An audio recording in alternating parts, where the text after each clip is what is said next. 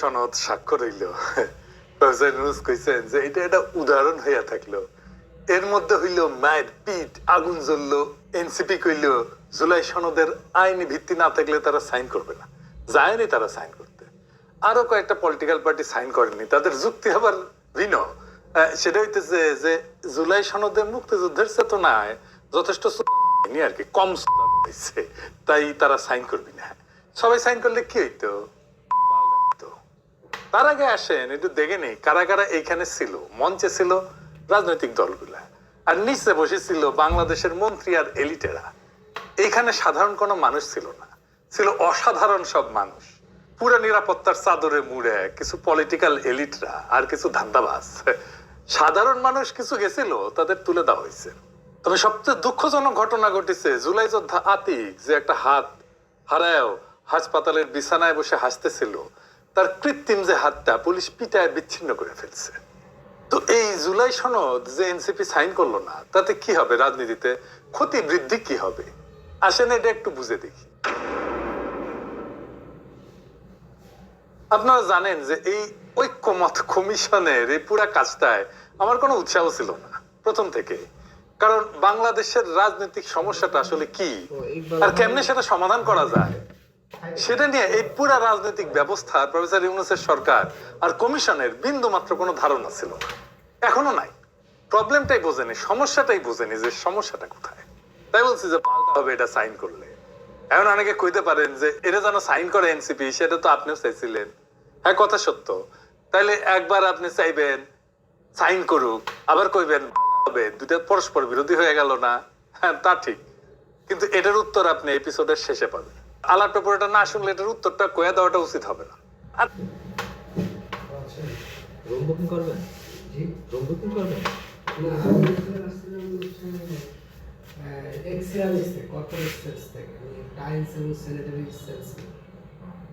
আপনাদের যে সামনে একটা প্রজেক্ট হচ্ছে, এই প্রজেক্টটাকে আপনাদের কন্টিনিউ করবেন? হ্যাঁ, ওই যে ওখানে কথা বলেন, রুমে ওর পাশে দেখেন দাঁড়িয়ে একজন আছে। তা আপনি বলেন তো যে জুলাই সনদে আছেটা কি? আইনি ভিত্তি বলতে কি বোঝায়? এটা না থাকলে কি হবে? সবচেয়ে বড় কথা, জুলাই সনদে সবাই ঐক্যমত হইলে আসলে বাংলাদেশের রাজনীতিতে কি পরিবর্তন হইতো আপনি কি দেখতে পারতেন? আপনি কি বুঝতে পারতেন? আপনার প্রত্যেক দিনের জীবনে আপনি কি বুঝতে পারতেন? আপনি একটা ইউনিভার্সিটির কোর্স করলেও তো আগে কোর্সের অবজেক্টিভ দেখেন যে এই কোর্স করিলে আপনি এই করিতে পারিবেন, এই বুঝিতে পারিবেন, এই জানিতে পারিবেন। কোর্স শেষ করিলে কয় না? তো এই জুলাই সনদ বাস্তবায়িত হলে আসলে কি হবে বলেন তো? বলতে পারবেন? আমি নিজেই বলতে পারবো না। তার আগে বুঝেনি বাংলাদেশের মূল রাজনৈতিক সংকটটা কি, তাহলে বুঝবেন যে জুলাই সনদ আসলে করবে, কিছুই করতে পারবে না। যে কোনো সমস্যাকে ভেঙে ভেঙে ভেঙে ভেঙে ছোট করে বুঝতে পারলে সুবিধা, কিন্তু শুধু রাজনীতিতে না, সবকিছুতে এটা প্রযোজ্য। বাংলাদেশের রাজনৈতিক দলগুলা যেগুলা ক্ষমতায় গেছে এখন পর্যন্ত, তারা হইতেছে শুইলে রাখা আমের মতো, চার পাশ থেকে গুয়ের মাছি এসে বসে। তারা যখন ক্ষমতায় যায় বা যাইতে চায়, হইতেছে না এখন বিএনপির পাশে বসিচ্ছে না।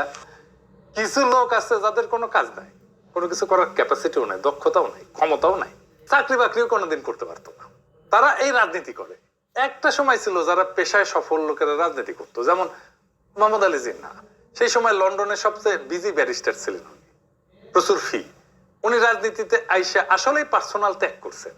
কিন্তু ধরেন শর্দির বডিগার্ড, ওই তো 18 বছর বয়সে ক্লাস 8-এ পড়তো। ওই টাইম থেকে শুরু হয়েছে রাজনীতিতে ভালসুনদের আনাগোনা। ঘষ্টায় ঘষ্টায় ডিগ্রি পাস হাসিনা তো উদাহরণ আছেই। তো এমন মানুষের হাতে যদি দেশের দায়িত্ব যায়, তাহলে তো দেশ তো খাবেই, তাই খাইতেছে। ঘর যদি হয় জান্নাতি পরিবেশে সাজানো, তাহলে সেখানে নেমে আসে আল্লাহর রহমত, বরকত আর অফুরন্ত প্রশান্তি। দেয়ালে যখন থাকে ঘরের বিভিন্ন স্থানে পড়ার দোয়া, তাই খাইতেছে। সেই বডিগার্ড থেকে শুরু আর পারছি না গুরু, একটা কবিতা আছে জানেন? জানেন না? এই কবিতা লেখকে লিখেছে সেটা খুঁজে পাওয়া যায় না, কিন্তু ওই ব্লগ জামানায় দারুণ জনপ্রিয় ছিল, শুনবেন? হ্যাঁ, মজা আছে। কিন্তু এটা হইতেছে আর পারছি না গুরু।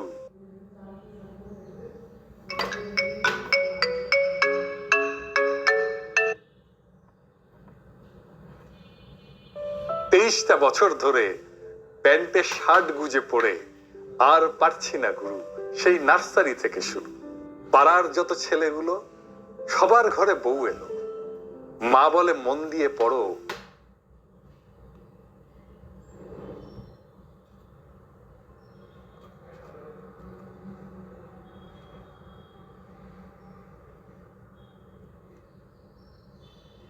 আর পারছি না গুরু, সেই নার্সারি থেকে শুরু। অবশেষে মায়ের দয়া হলো, ঘরে ফুটফুটে বউ এলো। ফুলশয্যার রাতে এক গোছা মালা হাতে বউকে শোধাই, আমার জীবনে তুমিই প্রথম, তোমার জীবনে আমিও কি তাই? বউ হেসে বলে, আর পারছি না গুরু, সেই নার্সারি থেকে শুরু। আমাদের অবস্থা হয়েছে এর মতো, আর পারছি না গুরু, সেই নার্সারি থেকে শুরু। এই রাজনৈতিক দলগুলো ঠাপ খাইতে খাইতে খাইতে খাইতে আমাদের জনগণের জিন্দেগিটা ফালাফালা হয়ে গেছে। এই রাজনৈতিক দলগুলোর নেতারা তো আছেই, এরা শুরু করে টাকা কামানো, তাও অল্প স্বল্প হইলে হয়, হাজার হাজার কোটি না হইলে এদের কোটা পূরণ হয় না, স্বপ্ন পূরণ হয় না, খায়েশ মেটে না, ক্ষুধা যায় না। সাথে এসে জোটে ব্যবসায়ীরা আর ধান্দা শুরু করে। কি কি প্রজেক্ট আছে, টাকাই টাকা। আর তো আছে আমলারা, সবকিছুতে টাকা, প্রজেক্টে তো টাকা আছেই, সাথে প্রমোশন, ট্রান্সফার, পোস্টিং এর ডিস্টিং টাকা টাকা টাকা। আর এই যে রাষ্ট্রের রিসোর্স, এদের উপরে দখল, এটাই পলিটিশিয়ানরা ছাড়তে চায় না। এই এত টাকার মধু এটা ছাড়তে চায় না। একদল যায় খাওয়ার জন্য, আরেক দল রেডি থাকে। আর এই খাওয়া খাইর আনন্দ যেন নষ্ট না হয়, সবাই মিলে যেন মিলে জুলে খাইতে পারে, সিস্টেমে আসে, তাই চায় আমলা, প্রশাসন, পুলিশ, মিলিটারি, ব্যবসায়ী সবাই। আমলাদের তো সমস্যা নাই, আজ আওয়ামী লীগ, কাল বিএনপি, পরশু জামাত, তারপর দিন এনসিপি, তারপর দিন পিনাকি জিন্দাবাদ দিবে যখন যে ক্ষমতাবান হবে। আমার নাম করলে চান্সে ঢুকে দিলাম আর কি। তাই রাজনৈতিক দলগুলো ক্ষমতা ছাড়তে চায় না। আর ক্ষমতায় থাকলে রাষ্ট্র ক্ষমতা ইউজ কইরা কিভাবে যারা খাওয়ার জন্য রেডি হয়েছে তাদের দুর্বল করা যায় সে চেষ্টা করে। সিস্টেম যেন নিজের পক্ষে কাজ করে এটা নিশ্চিত করার জন্য সে রাষ্ট্রের সব জায়গায় নিজের লোক বসায়, নিজের দলের লোক বসায়, অনুগত লোক। ফলে সেখানে মেধা বা যোগ্যতার কোনো দাম থাকে না। রাষ্ট্র তো মেধা দিয়ে চলে না, কে কত অনুগত সেটা দিয়ে চলে। প্রতিষ্ঠানগুলো দাঁড়ায় না। আপনি যতই বজ্রাটুনি দেন না কেন, ফসকা করে থাকেই যায়। জিয়াউর রহমান বা খালেদা জিয়া ব্যক্তিগতভাবে সৎ ছিলেন, কিন্তু ওনাদের আশেপাশে তো ধান্দাবাজ কম ছিল না। ধরেন ব্যারিস্টার নাজমুল হুদা, সে তো জিয়ার সহচর ছিল। চট্টগ্রাম সার্কিট হাউসে জিয়া যে রাতে মারা যায় সেই সফরেও সে ছিল, রাত পর্যন্ত ছিল। খালেদা জিয়ার শাসন আমলে বিএনপির লোকেরা তো কেলেঙ্কারি কম করে নাই।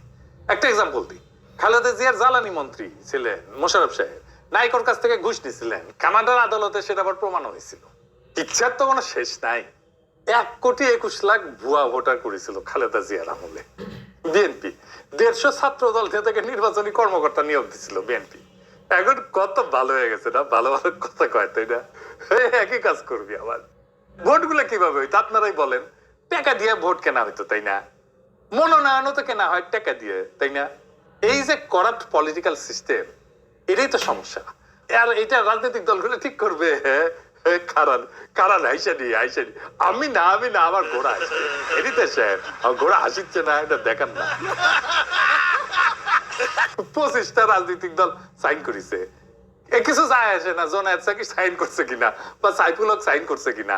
আসল কথা হইতেছে আমরা অন্তত একটা বা দুইটা টার্ম এমন একটা সরকার পাবো কিনা যারা দেশের পারবে না, নিজেরা সৎ থাকবে। ওরা কইতেছে রাষ্ট্র বদলাবে, যারা রাষ্ট্র হাতে পাইও বদলায় নাই এতদিনে, তাদের হাতে দিব আবার রাষ্ট্রটা, নাকি নতুন কাউকে দিয়ে চেষ্টা করব। আমার বুদ্ধি বলে নতুন কাউকে দিয়ে চেষ্টা করা, যে আপনার ভোটটাকে একটা দায়িত্ব হিসেবে দেখবে, আমানত হিসেবে দেখবে। তাদের একবার দেশের দায়িত্ব তুলে দেওয়া যায় কিনা সেটা আমাদের আলাপ করতে হবে। তাহলে আমরা কি ঐক্যমত হব না কোনো বিষয় নিয়ে? অবশ্যই হব। তো সেটা কি নিয়ে হইতে পারে সেটাই ঐক্যমত কমিশনের কাজ করা উচিত ছিল, সেটা করে নাই। এটা কিন্তু বেশি সময়ের কাজ না, 1 সপ্তাহ কাজ করলেই হয়ে যেত, 1 দিন ধরে ঘষটাইতে হয় না। শোনেন, আসেন আমি বলি কি কি। ওয়ার্ল্ড ওয়াইড 5 ইয়ার্স প্লাস বাচ্চারা ইংলিশ রিডিং পড়তে পারে অনায়াসে, তাহলে কেন আমাদের বাচ্চারা না? আমি বলি কি কি। 1 নাম্বার, যে দল ক্ষমতায় যাবে তারা কিভাবে বিরোধী দলের সাথে আচরণ করবে। তারা কি শান্তিপূর্ণভাবে ক্ষমতা হস্তান্তর করবে, দমন পীড়ন করবে না, ভোটের ফল মেনে নিবে, ভোটকে প্রভাবিত করবে না। 2 নাম্বার, বিরোধী দল যে থাকবে সে সরকারের সাথে কিভাবে আচরণ করবে, তারা কি আওয়ামী লীগের মতো 200 দিন হরতাল করবে। 3 নাম্বার, ভারতকে কি আবার আমরা জায়গা দেবো, স্পেস দিব, ইন্ডিয়ার সাথে আমাদের সম্পর্কটা কেমন হবে। 4 নাম্বার, ইসলাম প্রশ্নটাকে আমরা কিভাবে ডিল করবো, মানে সেকুলারদের কায়দা ডিল করব। এই যে সংখ্যাগরিষ্ঠ মানুষের ধর্ম বিশ্বাস, তাকে আমরা কিভাবে রাষ্ট্র আর সমাজে জায়গা দেব।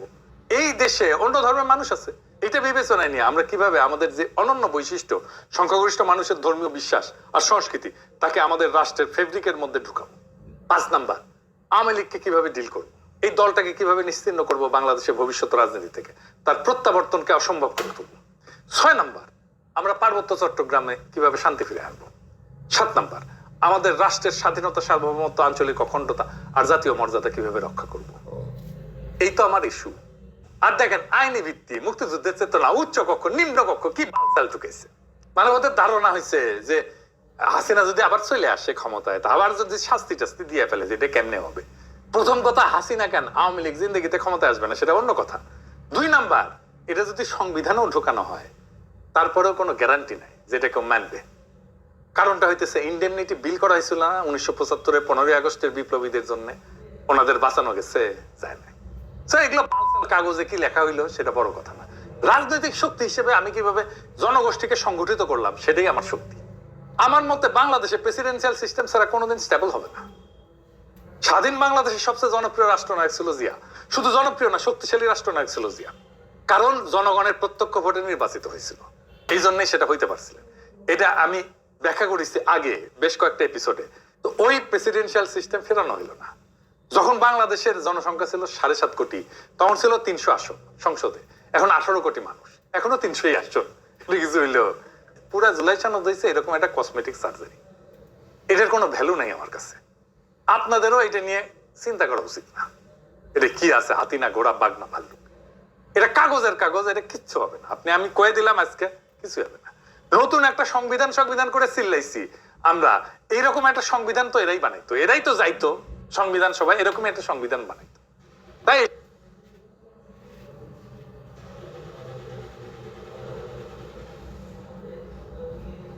সব নিয়ে আমার কোনো উচ্ছ্বাস নাই, কিন্তু তারপরে আমি কেন চাইছি এনসিপি সাইন করুক।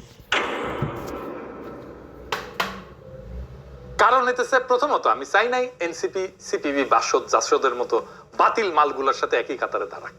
2 নাম্বার হইতেছে, যা করছে এটারই উৎসাহ দেওয়ার জন্য আমি বলছি সাইন করুক। আমি যেহেতু হাসিনার দলের বাইরে সবাই আমার এলাই ভাবি, তাই তাদের নিছক উৎসাহ দেওয়ার জন্য আমি এটা বলছি। ধরেন আপনার বাচ্চা একটা ছবি এঁকে নিছে, সেটা হাতি না ঘোড়া না বাঘ না ব্যাং না ভাল্লুক না হারমোনিয়াম, কিছুই বুঝিচ্ছেন না, তো আপনি কি আপনার বাচ্চারে কইবেন দূর কি আঁকিছো, ফেলাও এটা, কইবেন? তা তো কইবেন না। কইবেন বাহ বাহ সুন্দর আঁকিছো তো, এটা কি আঁকিছো? যদি কাই গরু আঁকিছি, তাহলে বলবো আচ্ছা আসো আরো ভালো কেমনে আঁকা যায়, আগে চলে দেখে আসি গরু কেমন। তো গরু দেখে কইতাম গরুর তো একটা লেজ আছে, তাই না? তো তোমার ছবিতে লেজ কোথায় আঁকিছো? তো বাচ্চা তখন নিজেই নিজের ভুলটা আইডেন্টিফাই করতে পারে। তাই তাদের কইছে যে সাইন করো। যেটুকু হয়েছে সেটাই সাইন করতো, যেটুকু একমত হয়েছে সেটাই হইলো, সেটাই অর্জন। মানে আমি কামান চাইছিলাম, পাইছি বাঁশের লাঠি, তো বাঁশের লাঠিকে আমি নিমু না? অবশ্যই নিমু। এটুকুই আমার অ্যাচিভমেন্ট। এটা একটা প্রতীকী গুরুত্ব থাকে, যদিও এনসিপি নিজেদের বাচ্চা বলে মনে করে না, এটাও আর একটা সমস্যা, ওরা সবার চেয়ে বেশি বুঝে। তো জুলাই সনদে যে বৈশিষ্ট্যগুলো অন্তর্ভুক্ত করার কথা এনসিপি বলছে, এগুলো লিপিবদ্ধ করার পথে বিএনপি প্রধান বাধা প্রথম থেকে। এই বিএনপির সাথে এই এনসিপি সকাল থেকে সন্ধ্যা পর্যন্ত রাতের পর রাত বিভিন্ন নেতার জন্য সিটের জন্য নেগোসিয়েশন করছে, সবাই জানে। তো এইখানে সততা, নীতি, নৈতিকতা, রাজনীতি এগুলো কই? এগুলো তো নাই। যেই জুলাই সনদ নিয়ে তারা একমত হইতে পারতেছে না বিএনপির সাথে, সেই বিএনপির সাথে সে সিটের নেগোসিয়েশন করতে যায় যদি, তাহলে কোনোদিন সে জুলাই সনদে একমত করতে পারবে? কোনোদিন বিএনপি ঐক্যমত কমিশনে দেওয়া এনসিপির দাবি মানবে না। তো ধরা যাক একজন শ্রমিক সংগঠনের নেতা সরকারের কাছে ন্যূনতম মজুরি বাড়ানোর দাবি নিয়ে আন্দোলন করতেছে, সরকার তার সাথে আলোচনা করতেছে, কিন্তু এখনো সিদ্ধান্ত নেয়নি। এই সময় সেই নেতা সরকারের একটা প্রকল্পের কনসালটেন্সি কাজ পাওয়ার জন্য একই মন্ত্রণালয়ে একজন সচিবের সাথে অন্য ইস্যুতে দর কষাকষি শুরু করলো। তো তার ফলাফল কি হবে? সচিব এবং সরকার সাথে সাথে বুঝে যাবে যে এই নেতা নিজের দাবি নিয়ে নীতিগত না, দর কষাকষির জায়গায় আছে। এর ফলে সরকারের কাছে তার দাবির গুরুত্ব এবং নৈতিক ওজন দুইটাই কমে যায়। এনসিপির ক্ষেত্রে একই ঘটনা ঘটছে। ভবিষ্যতে এইরকম শ্রমিক নেতা ন্যায্য কোনো বিষয়ে সরকারের সঙ্গে বিশ্বাসযোগ্য আলোচক হিসেবে গ্রহণযোগ্য থাকবে না।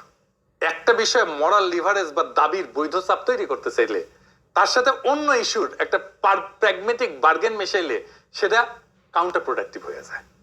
এটা নেগোসিয়েশনের খুবই বেসিক কথা। এই জিনিসগুলো বোঝার জন্য একটু বয়স হইতে হয়, মাথার চুল পাকতে হয়।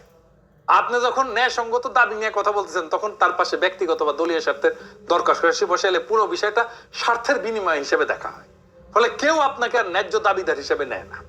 তো এনসিপি যদি জুলাই সনদে কিছু বৈশিষ্ট্য অন্তর্ভুক্ত করার দাবি তোলে সেটা একটা নীতিভিত্তিক অবস্থান, কিন্তু একই সময়ে তারা যদি বিএনপির সাথে সিট নেগোসিয়েশন শুরু করে তাহলে বিএনপি সহজেই তাদের দাবিকে একটা ট্রেডিং সিপ হিসেবে ব্যবহার করবে, নীতির প্রশ্নটা হারায় যাবে এবং এনসিপির লিভারেজ বা প্রভাব বিস্তার করার ক্ষমতা এটা পুরোপুরি শেষ হয়ে যাবে। তাই হয়েছে, আমি যদি বিএনপি হইতাম আমি একই কাজ করতাম। বিএনপি ঠিক কাজ করছে। এদিকে বিএনপির কিছু জাউরা আছে যারা প্রচার করে যে এনসিপি আমার কথায় চলে। এনসিপি আমরা একটা কথাও শোনে না। ছাত্ররা দল বানাইছে, বিপ্লবের মধ্যে দিয়ে উঠে আসছে, সবারই একটা সব কর্নার ছিল, এমনকি বিএনপিরও ছিল। আমি 5 মাস আগে বলছি যে এইভাবে চললে এনসিপি কিন্তু ভাঙবে। শুধু তাই না, বাকেরের বামদের সাথে নিয়ে জাতীয় সঙ্গীত গাওয়ার আধিক্যতা নিয়েও বলছি আগে। বলছি যে এইটা আজাইরা কাজ, ভোগাবে ছাত্রদেরকে। কয়েকদিন আগে নাহিদ আর হাসনাত আমার সাথে মিটিং করেছে, আমারে বোঝানোর চেষ্টা করেছে যে তারা যেটা করতেছে সেটা যৌক্তিক। আমি একই কথা বলছি, রাজনীতিটাই ঠিক করতে পারো নাই তোমরা এখনো। সালাউদ্দিন সাহেব প্রফেসর ইউনূসকে একটু দামি কথা বলছে কিন্তু, যে আমরা আপনাকে সাপোর্ট দিচ্ছি, কিন্তু সেইটা কন্ডিশনাল। এনসিপি কেও আমি বা সবাই কন্ডিশনাল সাপোর্ট দিই। তারা যদি আমার স্বপ্ন পূরণ করতে পারে তাহলে তো সাপোর্ট পাবে, না পূরণ করতে পারলে হুদাহুদি সাপোর্ট দিয়ে লাভ আছে? সাপোর্টের দাম আছে না? আমাদের সকলের সাপোর্ট, সহমর্মিতা, শুভকামনা নিয়েও তো দাঁড়াইতে পারলো না দলটা। নিজেরা জেনজির প্রতিনিধি বলে দাবি করে, কিন্তু জেনজি প্রজন্ম তাদের বিশ্ববিদ্যালয়গুলোতে প্রত্যাখ্যান করছে। সাবেক সমন্বয়ক জিএস হয়েছে রাকসুতে, কিন্তু এনসিপি কেউ যেতে নাই। আর ওই সাবেক সমন্বয়ক কেন আজকে এনসিপি করে না বা বাকশাস করে না? কোনো প্রতিযোগিতা পর্যন্ত করতে পারে নাই। তার মানে ছাত্ররা সাবেক সমন্বয়ককে ভোট দিচ্ছে, কিন্তু বাকশাসকে ভোট দিচ্ছে না, এনসিপির লোকদেরকে ভোট দিচ্ছে না। যারা নাহিদদেরকে নেতা মানছিল তারা আজকে শিবিরকে নেতা মানতেছে। পিওর ভুল রাজনীতির কারণে ছাত্ররা মুখ ফিরাই নিছে। তার যে মূল কনস্টিটিউয়েন্সি সেটাও তার সাথে নাই, তাইলে সে আগাবে কিভাবে? আগাইতে পারতেছে না, নাহিদ নিজেই স্বীকার করছে এটা। দেখেন, তাইলে এখন আমরা বালঠে না খেললে বালঠে না আর কই না। প্রত্যেক শুক্রবার মসজিদের সামনে দিয়ে আতর কিনি, ও আতরের ঘিরান তো লাস্টিং। এখন আমরা কোন দিকে যাইতেছি? কিছুদিনের মধ্যেই হাসিনার বিরুদ্ধে রায় হবে, খুব তাড়াতাড়ি হবে, কিন্তু তারপরে হাসিনাকে ফিরে আনার তোড়জোড় শুরু হবে। আবার হাসিনা দেখেন ওয়াকারকে উস্কাইতেছে, এই বইলা যে এরপরে ওয়াকারকেও ধরবে, কিন্তু তোমাকে কিন্তু ধরবে। শোনেন কি কইছে। আর আজকে যে সেনা কর্মকর্তাদের বিরুদ্ধে ওয়ারেন্ট ইস্যু হলো, তাদের নাম তালিকা আসলো, এই তালিকা বাড়তে বাড়তে বাড়তে বাড়তে আর এই তালিকা হাঁটতে হাঁটতে হাঁটতে হাঁটতে ওয়াকার পর্যন্ত যে পৌঁছাবে না, এর কি কোনো গ্যারান্টি আছে? যতই তেল মারুক, তাবেদারি করুক, জামাত, বিএনপি আর ইউনূসকে চিনতে সময় লাগবে। কারণ আমি চিনছি, আমি জানি। তাই সামনের সময়গুলো খুব অনিশ্চিত অবস্থার মধ্যে দিয়ে যাবে, নানা আশঙ্কা আর অন্তর্ঘাতের মধ্যে দিয়ে আগাবে বাংলাদেশের সব পরিস্থিতি। আমরা আগামী নির্বাচনে যেন একটা দেশপ্রেমিক সৎ নেতৃত্ব পাই, সেই চেষ্টা করতে হবে আমাদের। এই আলোচনা শুরু করতে হবে। আমাদের এখন লক্ষ্য হবে যা যা অপূর্ণ ছিল এই বিপ্লবে, সেই সব আকাঙ্ক্ষা পূরণ করতে পারবে এমন একটা রাজনৈতিক দলকে ক্ষমতা আনতে হবে। প্রফেসর ইউনূস আর পারবে না, তার কারিশমা শেষ, তার সময়ও শেষ, আর কিছু পারবে না। কি দিতে পারবে দেখে ফেলছি আমরা। যেন বিপ্লবকে আমরা নির্বাচনের পরে পূর্ণ করতে পারি, সেই লক্ষ্যে আমরা আমাদের মনোযোগ দিই। আমরা কেবল অভিযোগ করে বসে থাকলে আমাদের ভবিষ্যৎ কেউ চুরি করে নেবে। বদলানোর শক্তি কিন্তু আমাদের হাতে। আমাদের বিচক্ষণ হইতে হবে, সংগঠিত হইতে হবে এবং নীতির সঙ্গে সাহসী হইতে হবে। যারা রাষ্ট্রকে জনগণের হাতে ফেরত দেওয়ার সংকল্প রাখে তাদেরকে আমরা আজকে যাচাই করব, পরীক্ষা করব এবং ভবিষ্যতে ক্ষমতায় পাঠাবো। সেই দিন আসবে যদি আমরা আজ থেকে আলস্য ত্যাগ কইরা কাজ শুরু করি, নিজে জাগি, মানুষকে জাগাই এবং দেশকে ফেরত আনি। তাহলেই আমরা বেহাত বিপ্লবকে সার্থক করে তুলতে পারবো। সেই দিনের অপেক্ষায় আমরা সবাই আছি। ইনকিলাব জিন্দাবাদ।